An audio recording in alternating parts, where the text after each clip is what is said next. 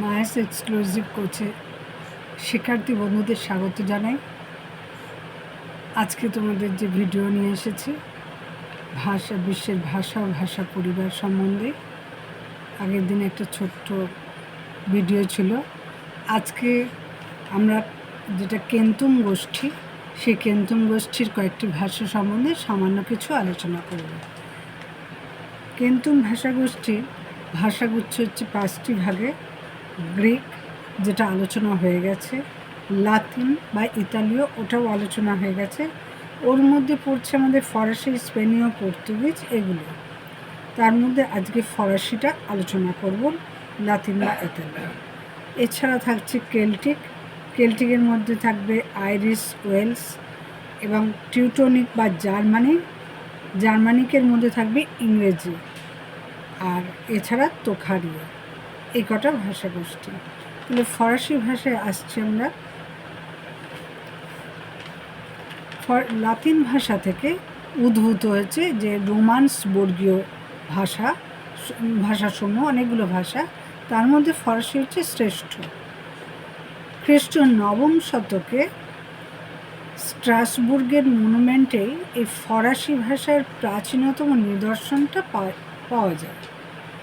খ্রিস্টীয় পূর্ব 1ম শতকে ফ্রান্সের গ্যালীয় অঞ্চলে প্রাকৃত যে লাতিন থেকে ধীরে ধীরে ফরাসি ভাষার উদ্ভব ঘটতে থাকে। তাহলে লাতিন ভাষা থেকে উদ্ভূত হয়েছে রোমান্স বর্গীয় ভাষাসমূহ যেগুলো, তার মধ্যে ফরাসি ভাষা অন্যতম। এবং এটার নিদর্শন কোথায় পাই? খ্রিস্টীয় 9ম শতকে স্ট্রাসবুর্গের মনুমেন্টে এই ফরাসি ভাষার প্রাচীনতম নিদর্শন পাওয়া যায়। আর খ্রিস্টীয় পূর্ব 1ম শতকে ফ্রান্সের গ্যালীয় অঞ্চলে এই প্রাকৃত লাতিন থেকে ধীরে ধীরে এই ফরাসি ভাষার উদ্ভব হয়। ফরাসি ভাষার বৈশিষ্ট্যগুলো কি, সেগুলো একটু জানতে হবে। ফরাসি ভাষার স্বরধ্বনিতে নাসিক্যধ্বনির প্রবণতা অত্যন্ত বেশি। সাধারণত শব্দের যে অন্তঃস্বরটা, ওটা প্রস্বরিত হয়ে থাকে। এছাড়া আর কিছু পড়ার সেরকম এখন প্রয়োজন নেই। এবার আমরা একটা ভাষাগোষ্ঠী যেটা কেন্তুমের মধ্যেই পড়ছে, কেল্টিক। এই কেল্টিক ভাষার সঙ্গে ইতালীয় ভাষার ঘনিষ্ঠ সম্পর্ক এবং সাদৃশ্য রয়েছে। তাই অনেকে দুটিকে মিলিয়ে বলে ইতালো কেল্টিক। ইতালি ভাষার মতো কেল্টিক ভাষারও একটি শাখায় কয়ের প্রাধান্য আছে, আর অপরটিতে পয়ের প্রাধান্য। একটাতে কয়ের প্রাধান্য, একটা পয়ের প্রাধান্য আগে একদিন বলেছিলাম। বর্তমানে শুধু আয়ারল্যান্ডে আইরিশ ভাষারূপে কোনো ক্রমে এটা টিকে রয়েছে। খ্রিস্টীয় পূর্ব শতাব্দীতে কেল্টিক ভাষার প্রাচীনতম নিদর্শন আমরা পাই। এরপর আসছে আমাদের টিউটনিক বা জার্মানিক। সমগ্র যদি ইন্দো ইউরোপীয় ভাষা পরিবার দেখা যায়, এই শাখাটা হচ্ছে সবচেয়ে বেশি বিস্তৃত লাভ করেছে এবং গুরুত্ব লাভ করেছে, টিউটনিক বা জার্মানিক শাখার প্রাচীনতম নিদর্শন পাওয়া যায় 4র্থ শতাব্দীতে নরওয়ে ও ডেনমার্কের রুনি লিপিতে লিখিত কিছু অনুশাসনে আমরা পাই। জার্মানিক ভাষার 3টি প্রধান শাখা: পশ্চিম জার্মানিক, পূর্ব জার্মানিক ও উত্তর জার্মানিক।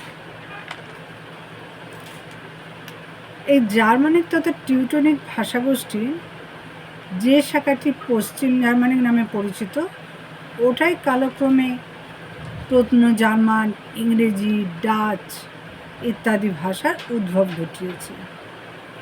জার্মান ভাষা হচ্ছে সরল আর প্রত্যক্ষ ভাষা।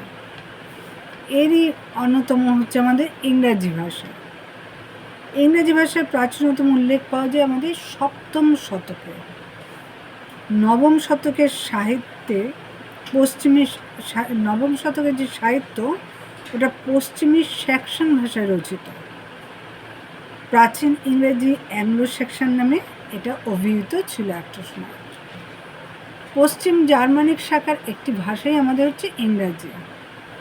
ইংল্যান্ডে 597 খ্রিস্টাব্দে খ্রিস্ট ধর্মের প্রচার এবং 790 খ্রিস্টাব্দে স্ক্যান্ডিনেভীয় আক্রমণের ফলে সেখানকার জাতি, ধর্ম, ভাষা ও সংস্কৃতির একটা সুদূর প্রসারী পরিবর্তন দেখা গিয়েছিল।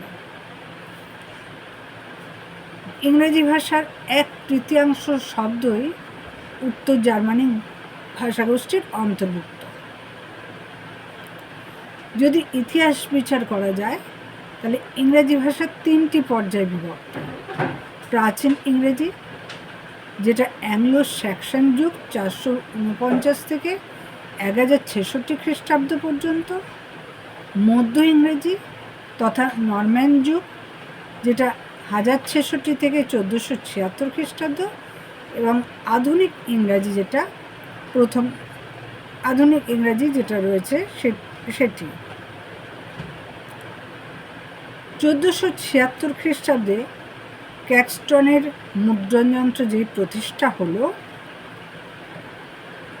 একদিকে ইংরেজি ভাষার প্রসার বৃদ্ধি পেল, অপরদিকে পৃথিবীর বহু ভাষা থেকে শব্দগ্রহণ তাদের দ্বারা প্রভাবিত ইংরেজি ভাষার সমৃদ্ধি ঘটল, তেমনি ব্যাকরণে অনেক সরলীকৃত হয়ে গেল। এবার আসছে আমাদের তোখারীয় ভাষায়। বর্তমান শতাব্দীর প্রথম দিকে কিছু পাশ্চাত্য পণ্ডিতদের চেষ্টায় চীনা তুর্কিস্তানের তুরফান প্রদেশে ব্রাহ্মী আর খরষ্ঠী লিপিতে লিখিত বৌদ্ধ ধর্ম সম্বন্ধীয় কিছু প্রাচীন গ্রন্থ ও পত্র আবিষ্কৃত হয়েছে। এই ভাষাতাত্ত্বিক পণ্ডিতগণ এই গ্রন্থের ভাষাকে বলেছেন ইন্দো ইউরোপীয় ভাষা শাখার কথাই বলেছেন। মহাভারত এবং গ্রিক পুরাণে যে পাওয়া যায় প্রাচীন তোখরাই বা তুষার, এই জাতির নাম অনুযায়ী এই ভাষার নাম হয়েছে তুষার বা তোখারীয়। এই খ্রিস্ট 6ষ্ঠ থেকে 8ম শতকের মধ্যে তোখারীয় গ্রন্থগুলো রচনা হয়েছিল। এই পর্যন্ত হচ্ছে কেন্তুং গোষ্ঠীর ভাষা। তাহলে আমরা অনেকগুলোই পেলাম, গ্রিক পেলাম, তারপর ইতালীয় পেয়েছি, ইতালীয়র মধ্যেই আমরা ফরাসি ভাষা পেলাম, তারপর পেলাম কেল্টিক, এরপর পেয়েছি টিউটনিক বা জার্মানিক, জার্মানিকের মধ্যে পেলাম আমরা ইংরাজি ভাষাকে, এরপর পেয়েছি আমরা তুষার বা তোখারীয়। এই পর্যন্ত কেন্তুম ভাষাগোষ্ঠী। এরপর আমাদের সত্যম ভাষাগোষ্ঠী কয়েকটি আলোচনা করব পরের ভিডিওতে। আজ এই পর্যন্ত।